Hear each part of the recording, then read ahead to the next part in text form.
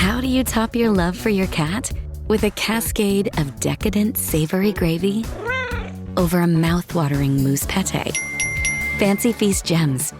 2 gourmet pâtés in one convenient pack. Simply peel and plate to reveal a pyramid shape that makes eating delightful and pamper her with an experience as extraordinary as she is. Turn the everyday into the extraordinary with Fancy Feast gems. With a major selection of the looks your kiddos love starting at just $4 in the Walmart app, a new school year means a stylish new them. Who knew? Find skater skirts and Crocs that say, I'm casual but cool. Sparkly sneakers that say, it's my classroom, you're just learning in it. And preppy polos that say, I'm the teacher's pet, even if they're mommy's menace at home. Find their favorite styles starting at just $4 in the app. The Walmart you thought you knew is now new.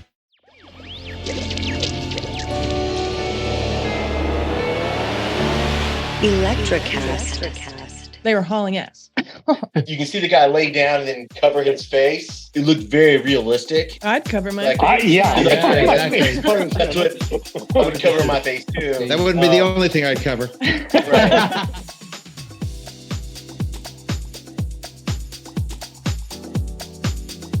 Welcome to today's episode of Generation Film, where 2 guys from the 20th century select a classic movie to show a panel of young film lovers to see if the movie still plays to today's generation.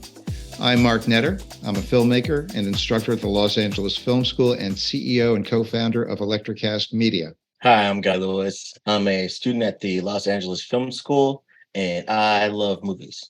I'm Grace. I'm also a student at the Los Angeles Film School, and I love movies, and I'm an aspiring screenwriter. And I'm David Taussig, and I've been a movie lover for many, many decades. I also made, wrote, directed some movies. And I'm Jake Flowers. I'm also a student at the Los Angeles Film School, and I am an aspiring image consultant and costume historian. So this past week, the 5 of us watched director John Ford's 1939 Western classic, Stagecoach. This is the movie that elevated the Western genre when it was kind of in the dumps in Hollywood. It introduced the idea of the adult Western, and it made B-movie actor John Wayne at age 32 into a major movie star, which he remained for the rest of his life.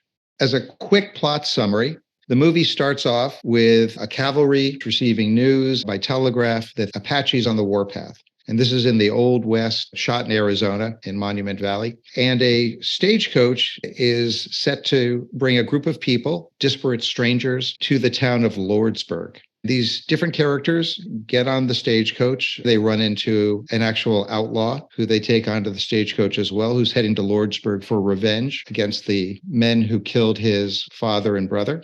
Along the way, there's some life-changing events with the different characters. We get to know them in ways that we probably didn't expect. There is, of course, the attack by the Native Americans and ultimately a showdown at night in the town of Lordsburg.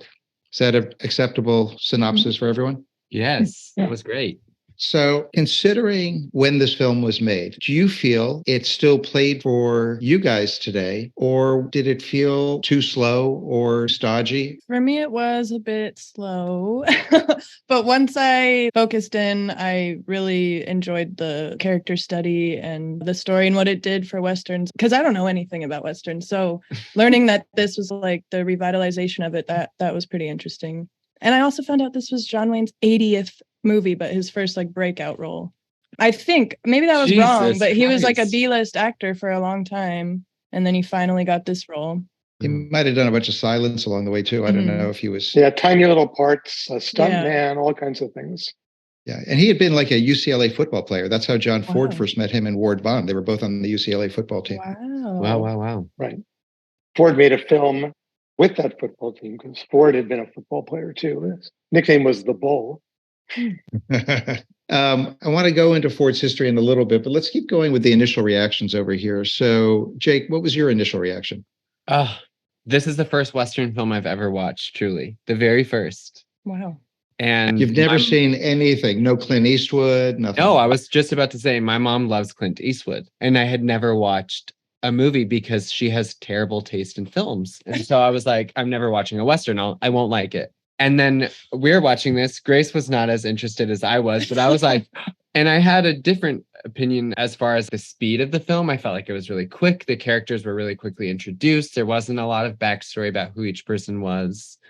And then all of a sudden you're in this crazy stagecoach and all this stuff is happening. And for whatever reason, I just was there with them. And that really rarely happens for me, especially with older films. It's harder to get in that headspace where I'm there in the movie. And I was believing it. I was buying it. I was loving it. And I think I just love cowboy culture too. So watching them interact and the costuming, I was like, I have a crush on John Wayne now. Yeah, once they were all like in the stagecoach, I was like, okay, this is interesting. I wanted to know. There's some mystery about what? Like, why does nobody like this person? Why is this person being exiled? Like, what's going on? Yeah, there's a whole social thing going on. It's interesting. As a straight white male, I got to say, John Wayne seems very sexy in this movie to me. Yes, That's true. Yeah, I was looking at him a little differently too. I never saw him in that way. He made me want to buy a pair of Levi's. I'll just say that.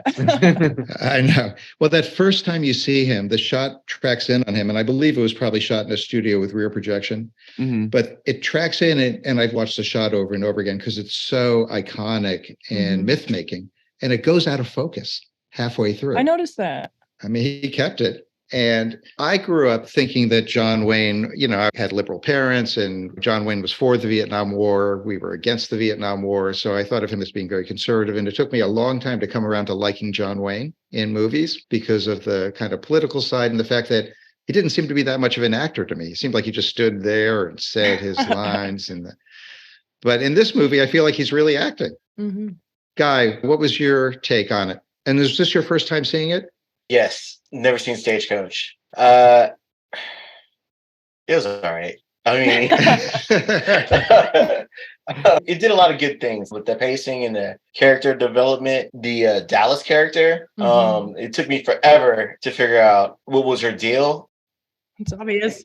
Yeah. I didn't pick up on it until they got to Lordsburg. Until I was like, oh, that's why. Okay. Because that's the part of town that she goes to. Yeah. I like that it wasn't overtly stated. You had to figure it out for yourself. And the same with the gambler character. And there's, I don't want to do any spoilers. I think spoilers are okay. Yeah. This movie is 83 years old. So if people don't know by now what happens, then they're never going to know it. So go ahead. Yeah, the Wikipedia's we been can out for a while. spoil it. Yeah. Okay, cool. You've had 80 years to watch the damn thing. So I didn't know why he pulled out the gun to shoot the lady. Yeah, that was confusing. Mallory? He's a Southerner, and that's what gets revealed about him, right? Pretty early on. He's not just a gambler, but he was a Confederate. At one point, one guy said he fought for the North, and he said they had a conflict in terms, right? But what the gambler is doing is he's preparing to protect the virtue to basically prevent the society woman from being raped by Indians once they capture her. So that's why he has one last bullet left. Yeah, it was going to be a mercy killing so she wouldn't go through that. And to me, that's one of the most amazing dramatic points of the movie. And I also think that's a character who's identified with death all the way through. The way he dresses, the cards, Morning clothes. the fact that, the clothes, right? He's wearing Victorian mourning fashion, his dark black coat. You wouldn't have worn a black coat unless you were in mourning. You would have worn gray or houndstooth, tweed, or denim. It's not just a portrait of how we make community in the middle of the wilderness, but it's a portrait of America. And so to include Northerners and a Southerner, and the fact that he dies at the end is kind of what happened to the South, right? At least at that time in history was, the South lost the Civil War. So he's a tragic figure, which would resonate with people. Because remember, the Civil War is only 75 years old at that point. There's still people who grew up with their parents who fought in the war and grandparents that fought in the war and heard stories. So David, how about you checking it out for the first time in how many years? It's not my favorite John Ford Western, so I just haven't gone back to it a lot. I mean, I like it. I only saw it once before, and probably when I was in my 20s. So to date myself, that's close to 40 years. Half the age of the movie. Right. That's right. Oh, that's weird. So did it play for you this time? It did, yeah. We were talking about the racism, the attitudes towards Native Americans. That bothered me more when I saw it in the 70s than it did now, because, and I don't know why. It's not that my attitude is any different than it was then. But I guess I've seen more Westerns since then. And actually, John Ford is much more sensitive about Native Americans than most other Western directors that I've seen since. I've seen a lot of Westerns since then that got like guys from Brooklyn with red paint on, and they're supposed to be Indians. And he didn't do that. Yes, the Apaches are depicted as being on the warpath.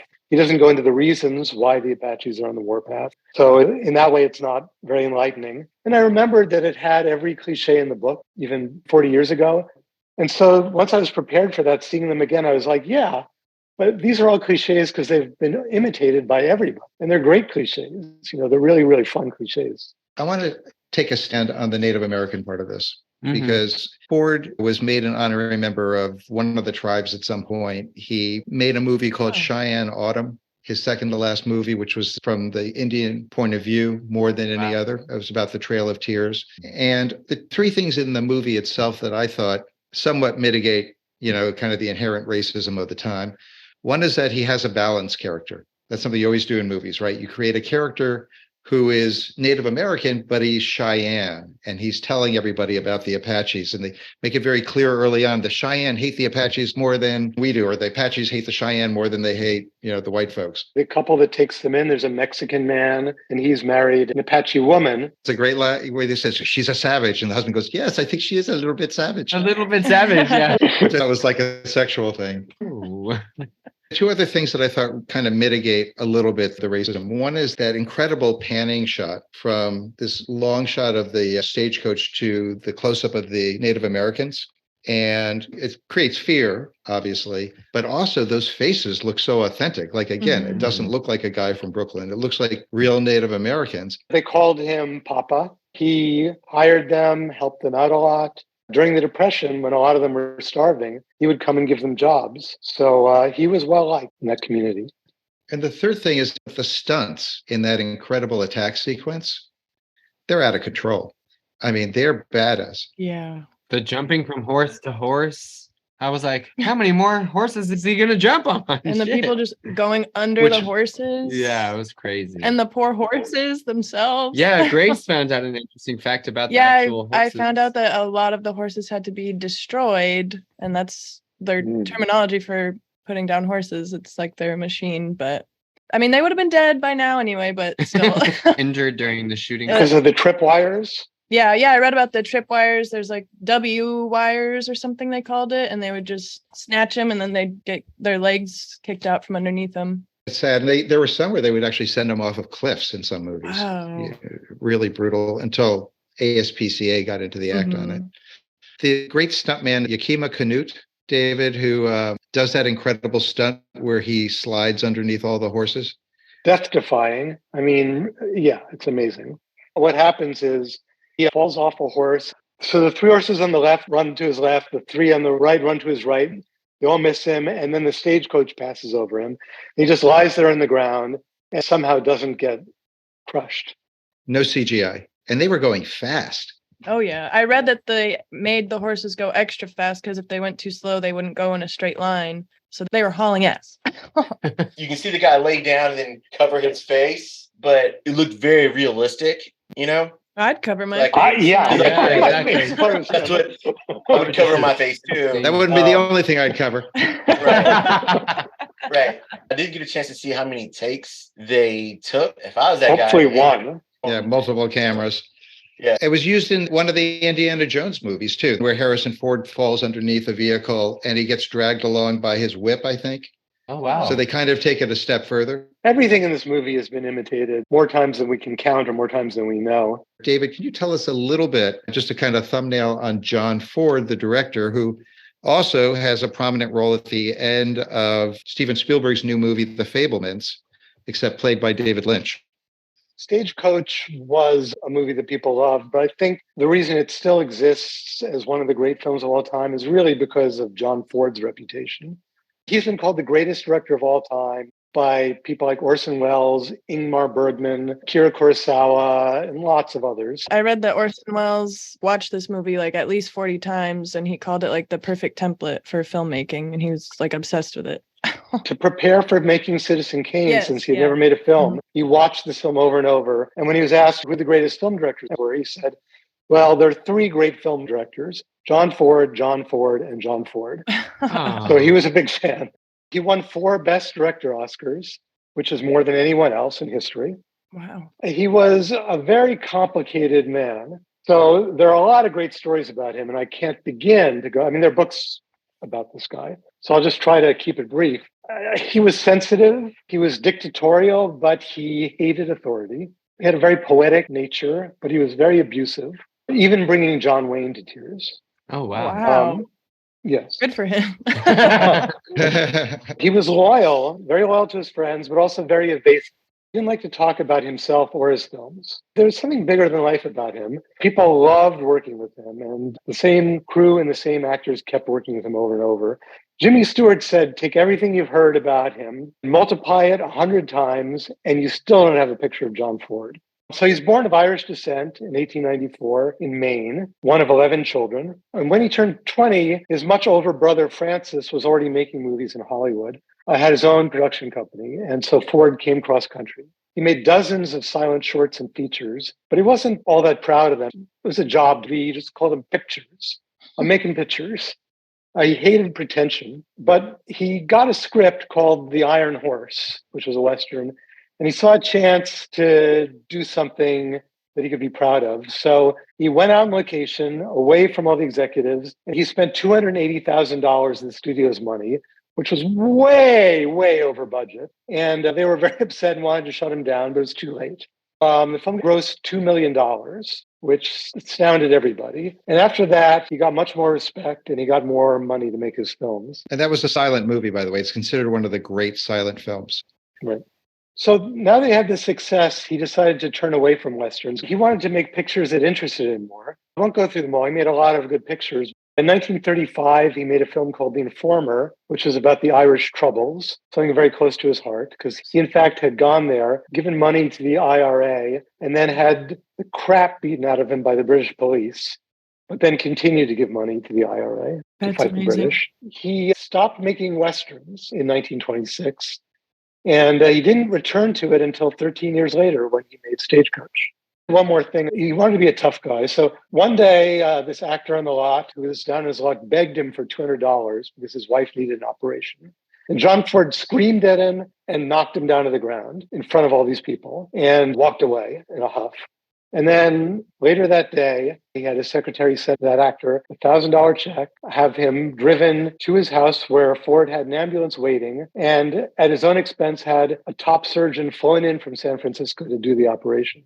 Wow. And he didn't tell anybody about it. How does that make you? Toxic masculinity at its finest. His brother said he felt that if he heard the sob story, he would break down into tears in front of everybody, and he couldn't bear that. I'm just going to kick your ass instead. Yeah. I got to say, having spent some time in Hollywood, there is some advantage to having, it's almost like they tell stories about if you go to prison and someone comes at you, you better take them down the first day or at least put up a fight. Yeah. Otherwise, they're going to take advantage of you the rest of the time that you're there. And I feel like Hollywood's like that too. Yeah, the first film that John Ford ever got to make in 1917, he got to shoot some stuff because the crew hadn't shown up. So he shot some stuff ad hoc, and then it turned out to be the best part of the film. So next time Lemley, the head of Universal, needed a director, he said, give Jack Ford the job. He yells good. True. All his friends called him Jack. They didn't call him John Ford. Yeah, that's true. Yeah. The last thing I'll say is that he loved to kick producers off the set. He hated authority. That's a lot of the reason why he liked shooting on location, was so that the studio couldn't fuck with them. They couldn't show up. Right. On the first day of one film, he brought the producer on the set and he said to the crew, say hello to Cliff, because this is the last time you'll see him until the film is done. Or the picture is done.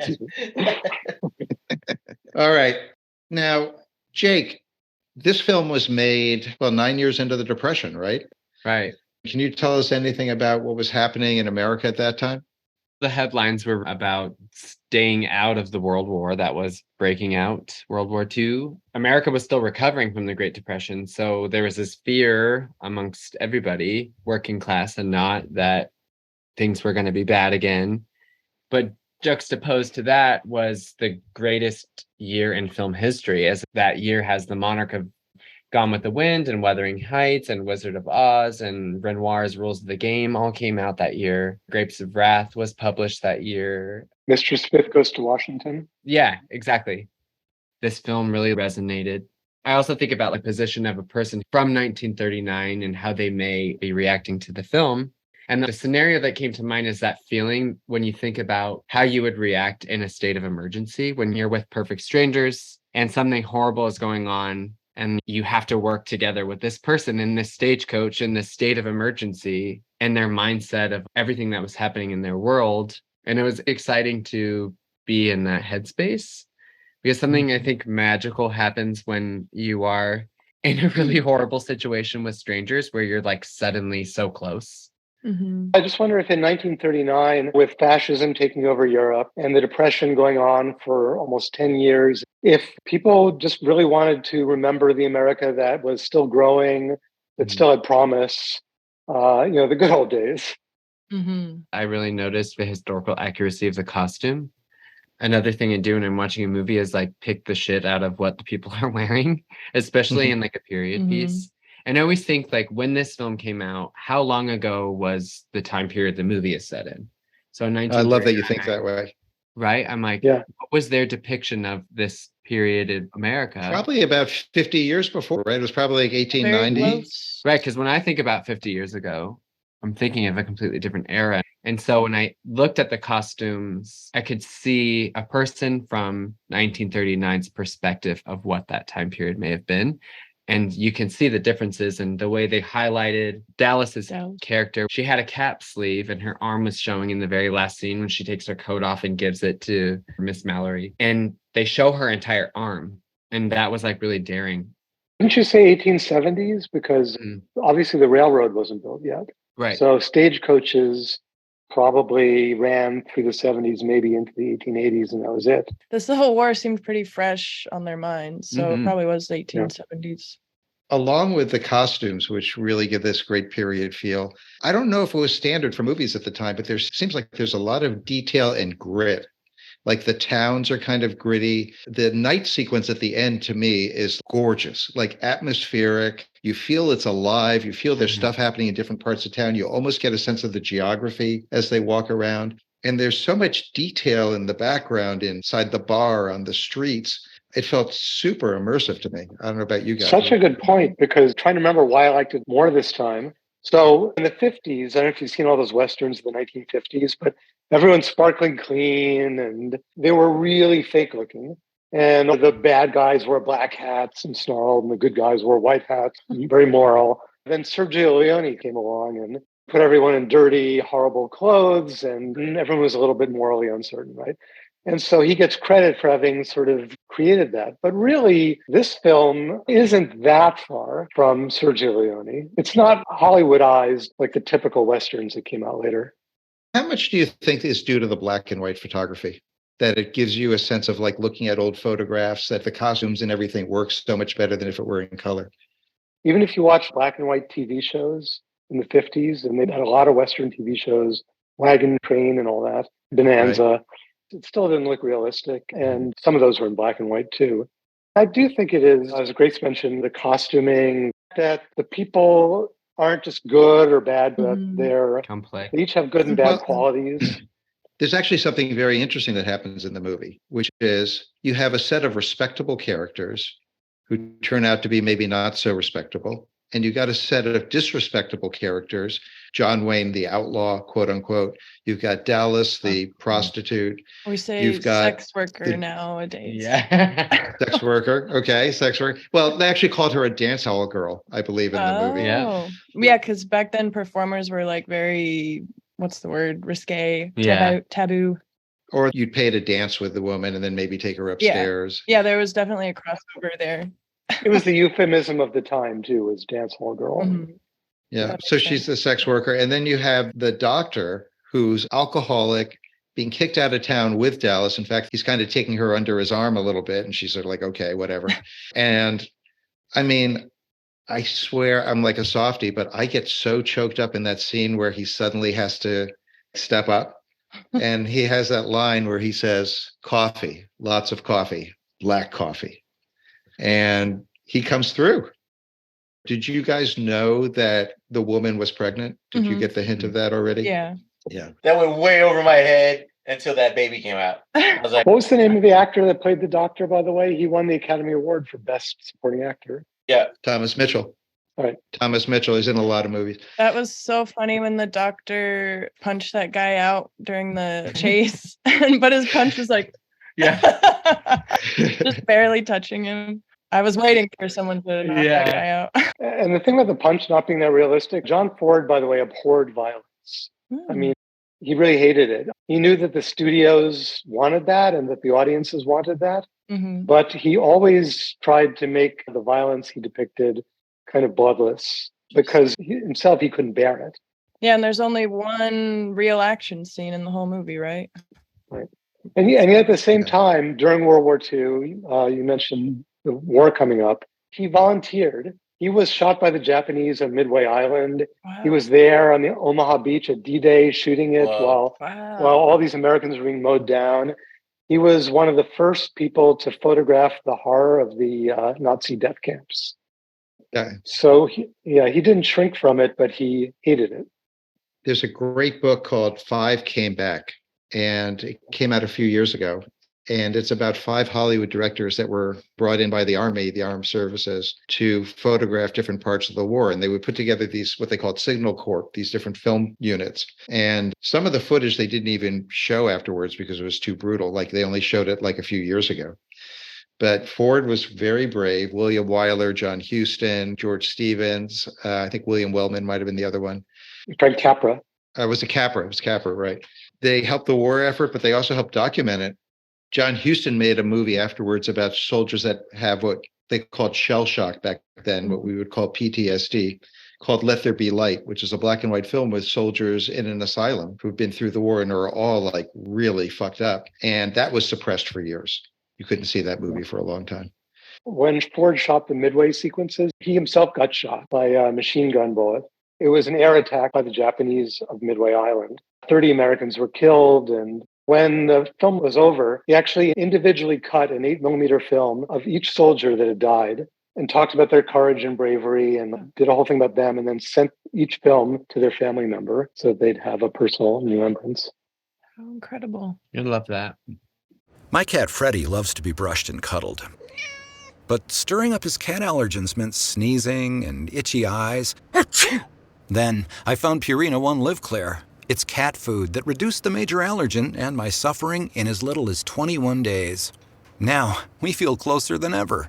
If you have issues with cat allergens, you really need to try Purina One Live Clear. Try new Purina One Live Clear today. Purina One, a difference from day one. This episode is brought to you by Indeed. When your computer breaks, you don't wait for it to magically start working again. You fix the problem. So why wait to hire the people your company desperately needs? Use Indeed's sponsored jobs to hire top talent fast. And even better, you only pay for results. There's no need to wait. Speed up your hiring with a $75 sponsored job credit at Indeed.com/podcast. Terms and conditions apply. So look, while we're talking about the past, Grace, do you have anything to add about the production from your research?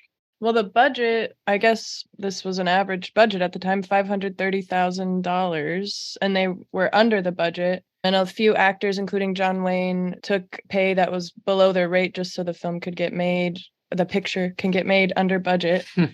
And the picture. And John Ford fought really hard for John Wayne to be in this film. He shopped it around to a few different studios. And they were like, yeah, we'll do it, but we don't really want John Wayne. And he just held out for him. But even so, like you said, he made him cry on set. He was like emotionally abusive, but he claims it was to like get the best emotions out of him. Very interesting treatment. Yeah, the production just seemed very grueling out there in Northwest Arizona. long hours and it got pretty cold at night and there was really strong winds. Now, Monument Valley was a very remote place. There's a good story that Peter Bogdanovich tells. He came down, a much later film, the last film Ford made in Monument Valley. He wanted to interview John Ford, and the producers said, "Oh, you can't talk to John Ford." They were so afraid of John Ford, the producers, that you can't talk to him. And so Bogdanovich waited until they weren't looking and then went into Ford's office and said, "Hi, can I talk to Ford?" Said, "Sure, come on in." And they got along fine. And then the producers said to Peter Bogdanovich, "You've got to leave. You can't stay around here." And Ford said, "What do you mean? They can have my room and I'll sleep out in the tent." He loved being out there in this rugged area, and he liked what it did to everyone else too. It got everyone else in the right mindset. Yeah. Gets you focused. Mm-hmm. Guy, what did you hear about the reception? It revamped or invigorated the making of Western movies. Like Grace said, it made over $1 million post the Depression, which is good. It's very critically acclaimed. But I also found out this interesting fact. They made 3 Stagecoach movies, right? They made the original, and then they did it again in 1966. And then in 1986, the leads were Willie Nelson, Chris Christopherson, and Johnny Cash. How's that one? I didn't watch those. I don't think a lot of people have, but yeah, but the one with Willie Nelson and Chris Christopherson, that was like a made-for-TV movie. In the 80s, made-for-TV movies were a thing. The Confederate soldiers' name, they switched it to Doc Holliday. Wait, are you saying that's supposed to be the guy from Stagecoach? I think it's very similar. Okay. And they changed that character's name to Doc Holliday in the 1986 version. Let's move on and talk about the characters. The original poster of the movie calls them 9 strange characters on this one Stagecoach together. Does that mean they don't know each other, or does it mean they're weird? I think it meant that they were kind of weird. Well, it says a powerful story of 9 strange people. The whiskey salesman, who's very proper and meek, and keeps having his booze, his samples drunk by the drunk doctor. Poor Peacock. Did anyone else laugh? I thought that the doctor stuff was really funny. Yeah, me too. I like the doctor stuff. It was pretty cool. I like how you can tell who's going to get injured first. Yeah, it was definitely. Yeah, the first arrow was going to be that guy. You knew he was just he's a mark. Very he's a mark. Middle of the road. The innocent. Yeah. The shot of how he gets hit by the arrow is kind of shocking. Like I thought it was. I know. I was like out of nowhere. Yeah, I did like that. That was pretty cool.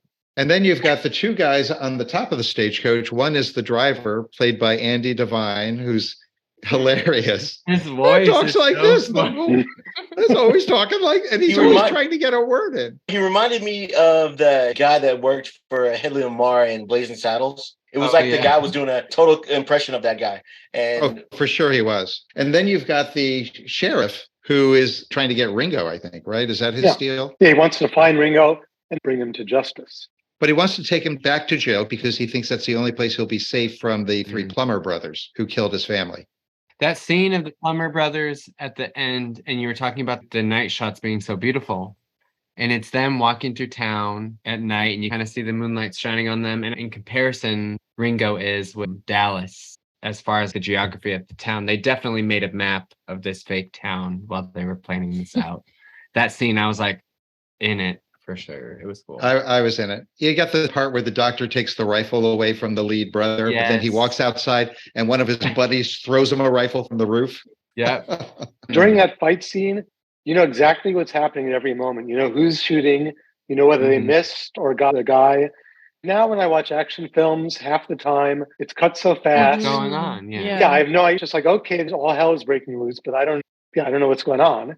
And Ford really knew how to tell a story visually. You see Ringo basically hit the ground as a way to avoid getting shot, and he fires 3 bullets, and you don't know who's dead. And you see the Plummer brother, the lead guy, walking into the bar. I mean, we've seen this now 1 million times in movies, but I bet at the time it was pretty shocking. And he just collapses. But I also like how they foreshadowed that he was going to die with aces and eights. And that's Dead Man's Hand. That's my favorite iteration of that trope, but it was cool to see. So we've talked a little bit about the doctor and how we all loved him. He won the Oscar. He has this great line at the end where he says, "Free from the benefits of civilization," something like that, where he basically is making a cynical crack about how civilized society is full of garbage. Mhm. But aside from him, what about other characters that struck people? Anyone want to take up the torch for Dallas, maybe? I Yeah, really love Dallas. Dallas. Mhm. I thought she did not deserve that treatment. And when John Wayne was like, "Come sit by me at the table," and then she sat down, and then the higher We're class people got up. I was like, "What the hell?" And Ringo thought it was him. And Dallas thought it was her. yeah, she didn't want to say like, "Oh no, it's because of me." But I really felt for her. And she delivered the baby. Yeah, her What were you gonna connection with say? the baby too. Like Yeah. she really couldn't give the baby up. She had that one shot at being like normal with this baby and like her picture, and then she had to give the baby back to this pompous woman. Do you guys catch how John Wayne looks at her when he sees her Oh, holding yeah. the baby? Oh yeah. He's like, Mhm. my wifey, my Mm. baby girl. One of the things I want to say about Claire Trevor's performance is I think it's really internal compared to a lot of actors of that time. You don't see her overly emoting. You know Mhm. that she's feeling stuff, but she keeps kind of pulling it back in. So there's never that kind of broad, she's not begging for us to love her or anything like Mhm. that. She's just a woman who's in pain. Oh yeah. She has a little bit of backstory. You find out she was orphaned, that she basically grew up having to make choices that proper women didn't have to make. Yeah. Yeah, there's a really interesting line when John Wayne tells her, "Why don't you marry me?" And she says, "Well, you don't know me. Yeah. You don't know He's- who I am. Yeah, you know anything about me?" And he says, "I know what I want to know." And I that's think an her- interesting line Mhm. in a few ways. Yeah, go ahead, though. I think her lack of emoting really lends to her character development as yeah. this woman who's been through so much, yet she's still standing and she's being badass and she's caring for this baby amongst all this chaos. And I think that it was really meant for the audience to be like, that's a bad bitch. You know what I mean? Yeah, but that's also like a trope, though. The hooker slash sex worker with the heart of gold.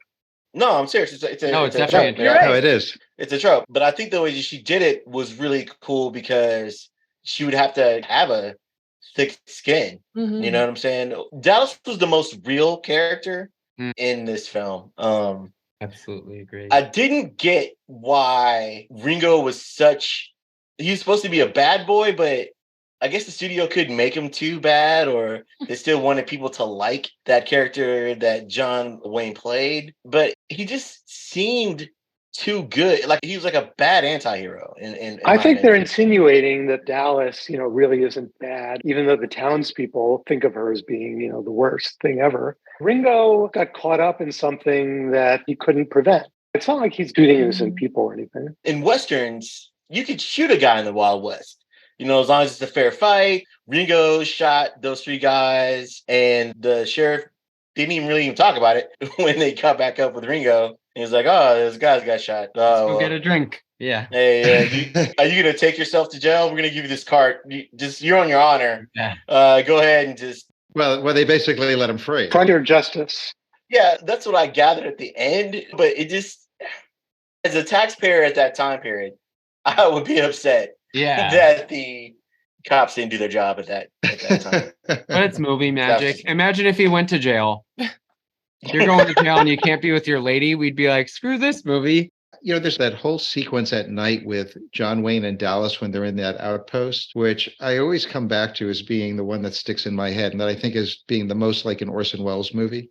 There's a shot where they're still in the hacienda and John Wayne's close to camera on the side of the hallway and Dallas is down at the end of the hallway and she's lit beautifully. Like it's like glowing backlight on her. I just feel like that's the heart of the movie. That's the love story that you really see how tough it is for them to find each other, how tough it's going to be for them to be together. He's supposed to end up in jail.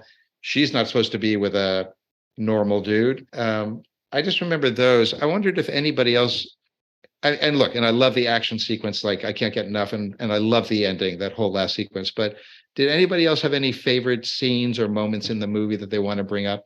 Jake is nodding, so why don't you go The ahead? scene that sticks in my head, I'm a sucker for like this background ambiance. I want to live in the scene like I've been talking about this whole time.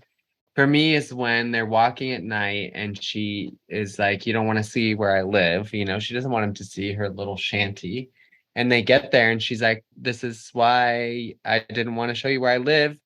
And personally, I just want to go in there and see what's going on, what the drapes look like. There's candlelight. I want to walk down that bridge with her. Well, they're all bordellos. Yeah. And you could see there's some shanty behind her. It's like, what is going on in there. I just really wanted to know. She really just shows her vulnerability at that point. Like she can't hide anymore. He's looking at her life just by seeing her home, you know? And I think that scene really stuck in my head. And they're finally together alone, I think, for the first time in that scene. I think that's her last test of him, you know? She's like, you really want to be with me? Yeah. This is my life. And he was like, I told you I wanted to marry you, right? It's like, oh, I want a John Wayne. Grace, what about you? Did you have any other scenes that stuck out to you that you want to mention? I think I already talked about it. That table scene really stood out to me. And like we were saying, the chase, that was a really long chase, but I was super enthralled when they ran into the Apaches. Do you see the Apache loading their gun on the horse while going full tilt? I read somewhere that somebody asked John Ford why the natives didn't just shoot out the horses pulling the stagecoach. And he just said, well, the picture would have been over at that point. Guy, was there a scene that we haven't mentioned that, or a moment that stood out to you? Dallas getting chased by the League of Concerned Citizens? Yeah, people that just need to go mind their own business and stop bothering people. And not to sound sexist or shallow, but none of those people were pretty. Right. They were all like dry. Yeah, they I mean, it's Hollywood. They can cast anybody. They were hideous. Yeah, they're probably not like a lack of starlets or anything like that. So I think that casting did a lot of storytelling in that scene. That's a good point. They're all wearing drab gray clothes. And they were like right on Dallas, just like right on her neck the whole entire time. And did you notice that one of the women in that league is the wife of the banker? So when he's ditching town with the money, you're thinking like, yeah, maybe not a bad idea. Yeah, I can see why he left. That lady, I can see why she's not going. I think they just called Central Casting and said, send us 6 female prudes. Send me all the 6 ugly ladies. David saying prude is so funny. Is that a word that's gone out of fashion? No, people still say What other antique phrases can I come up with? Blue noses, right? Yeah. You said blue noses. Wow. Me and Jake call people prudes all the time. Yeah. There's still a lot of prudes out there. Oh, yeah. Oh, yeah. Guy, do you want to finish up? Yeah. Sorry, Guy. I'm sorry. Yeah, no, it's all good. The final scene with Ringo shooting the 3 guys, that scene is why I don't love this movie. Why? Ooh, why? Because you wanted to see the bullets ripping through their chests or something? I don't need to see that, but I'm all about the quick draw. I'm all about the slow, gritty banter right before the bullets come out.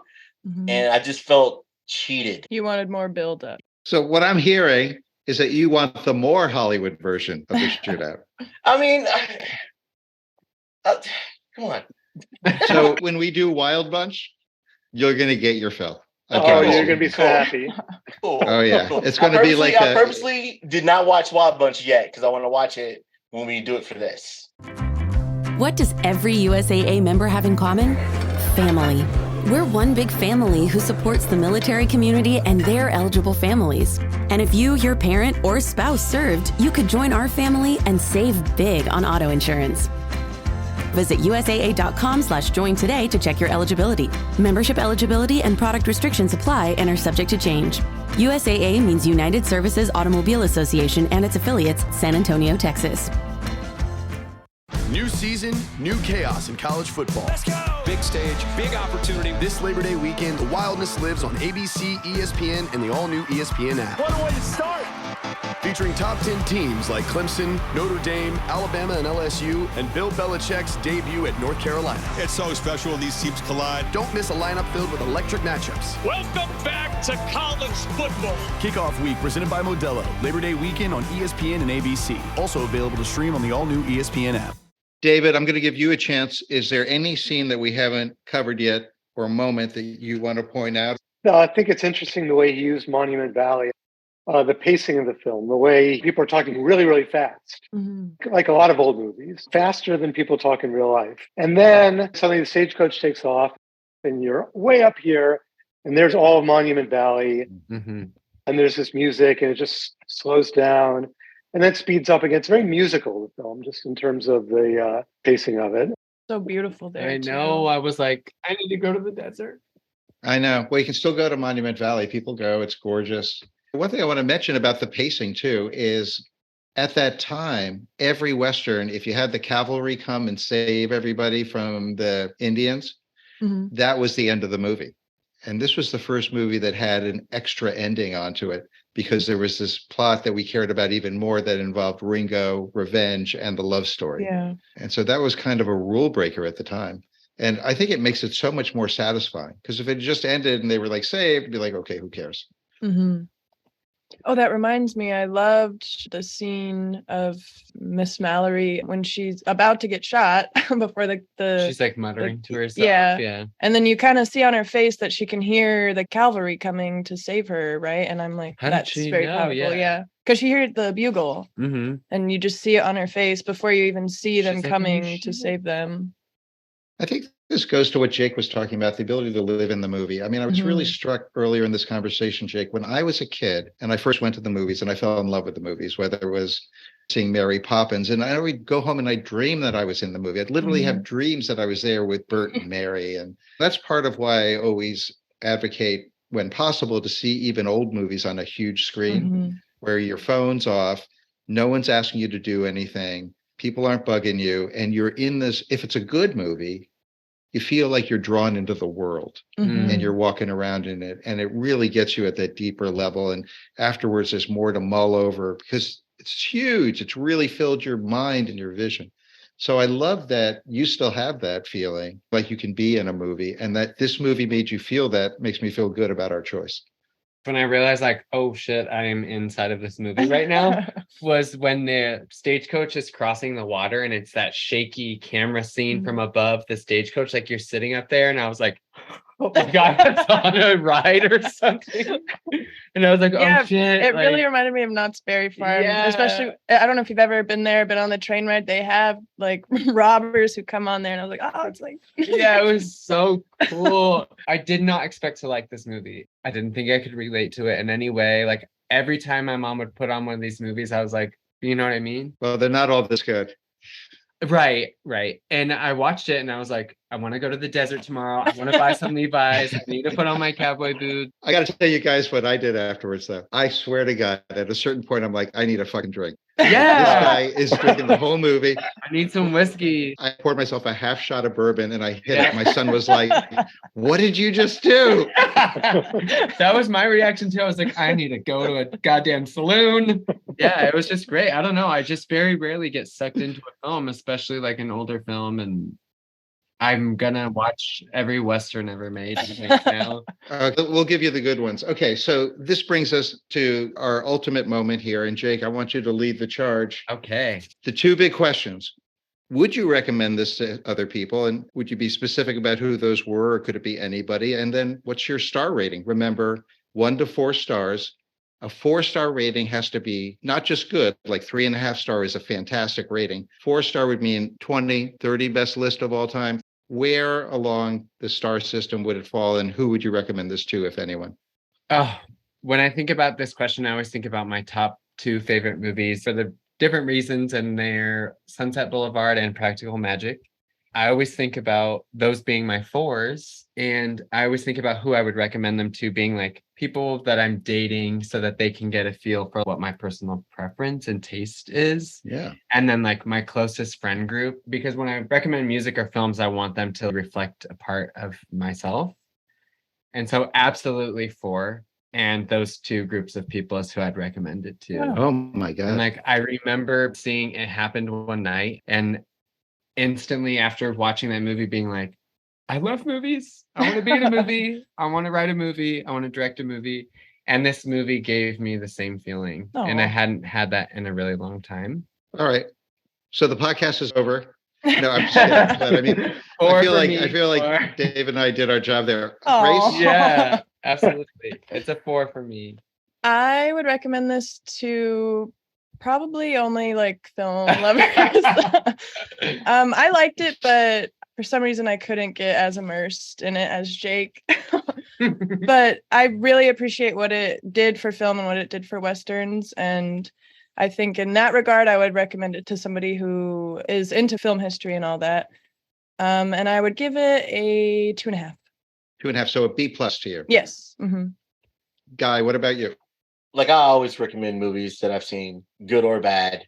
So yeah, I will tell people with the caveat that the Native American trope is the Native American trope that we all hate in film. But it's a great spectacle. A little lacking in my Western cowboy shoot 'em up film requirements.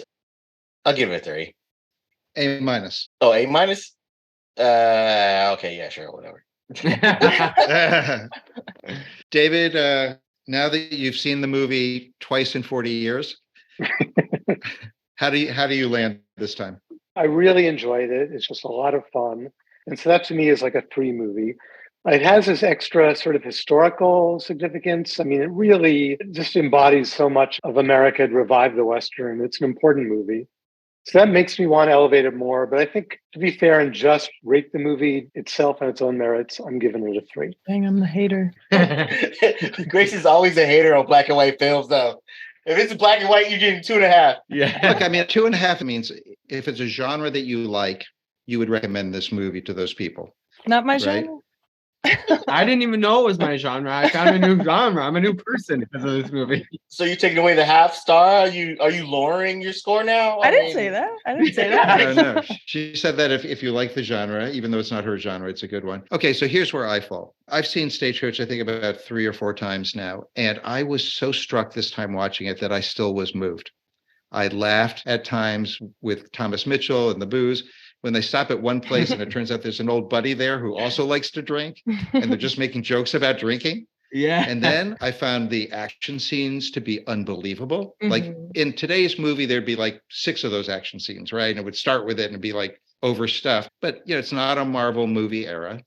And there's some of those shots, like those low angle shots with the horses running over the camera. No one had done a lot of that before. Mm-hmm. So I love that. But the other thing was I was moved. And there were times where these old actors, 80-year-old movie, and I am moved by Dallas and the doctor delivering the baby, and the whole way it's done is so beautiful. And they never even say it's a baby until the baby comes out. Yeah, right? yeah. And then I'm moved by the fact that these characters find redemption. And I think that it's something that we can all relate to, is being down and out at some level in your life. Is there hope? Is there a chance that someone sees something special in you, that whatever society is saying isn't the final truth, isn't the final answer? And so I find the ending even very moving, where, you know, they basically get sent out of town to his ranch, which I guess is south of the border, so they'll be safe from the law. And so for that reason, it's a 3.5-star movie for me. And the only reason it's not a 4-star movie is there's a few other Westerns I like better. Can't wait to watch them. When we think back to Midnight Cowboy, which we started this season with, which is about a kind of a quote unquote modern day cowboy in New York City. So interesting to see how times changed in literally 30 years. Right. Oh, and by the way, I would recommend it to people that love Westerns or film lovers. And I got to tell you, it's really weird. I finished watching the last episode of White Lotus last night, and I feel like there's a line from Stagecoach to White Lotus. Yeah. There, I was drawing similarities the whole time. It was so weird because we watched it back to back. Again, you have disreputable characters and reputable characters, and they're mixing up together, and there's all these different stories, and there's no one main character, and certain people find redemption, and it's a vision of how the world works. This movie is a vision of how America works. So I think the influence has been huge. I mean, even movies like Airport, you know, which was big in the 70s, and all these come from this multi-character drama of Stagecoach. The definition of a classic is something you can return to time and again with no diminishment of pleasure. Right. And I felt no less pleasure this time than the first time I saw it. And I think my point of view is different from y'all because y'all have all seen a lot of Western films. This is my first one. And my perspective as being born in 1995 is that like this movie and this entire podcast relates thematically, like no matter what period of life you're in or what's going on in the world, it like makes you want to relate to other people, being on an adventure. Like people were watching this movie in 1939 and wanting to escape, you know? And give your life some purpose and excitement. And like, that's what I really found in this film. And I also just love the desert and cowboy culture.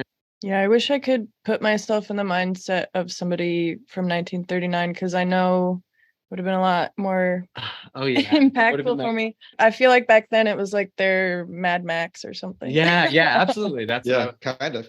And I do think Fury Road feels like it was influenced by this too. Definitely. All right, guys, I'm gonna call it. This we gave Stagecoach 3.2 stars. 3.2 is our ultimate average. It's not bad. Another winner. Are we gonna watch a loser? I feel like we should watch. No, we already did. I feel like the way that I see it is that David and my job is to recommend really great movies to you guys, and if for some reason they don't hold up, at least we tried. Right. Yeah, because believe me, there's so many bad movies. Oh yeah. Yeah. Really? In fact, I think about 80% of the movies made in the 80s, maybe 95% were.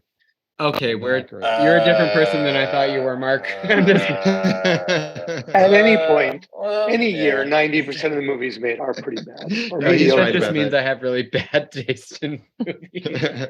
We call it Or you camp. found the good ones. Yeah. We like camp. Yeah. I got to say, I'm not a huge fan of camp unless it's John Waters. Oh yeah. Well, of that's course. what I was thinking. Yeah.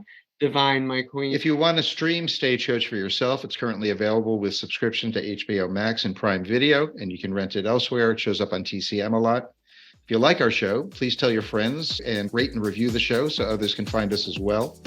Generation Film is an Electrocast production. Our executive producers are Mark Netter and Peter Rafelson, and our producers are David Tauzik and Guy Lewis, who are also two of the panelists, along with Grace Chapman and Jake Flowers. Join us for our next episode, Carol Reed's film noir classic, The Third Man.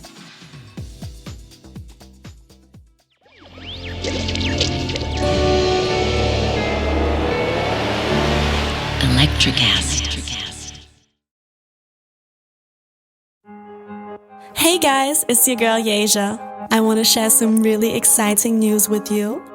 I just dropped my first ever single, Spell on You, off my upcoming debut EP, Devil's Room, on RM Records.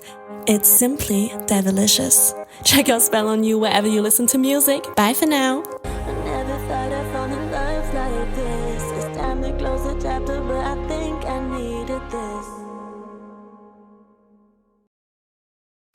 You deserve better health care, and so do we all.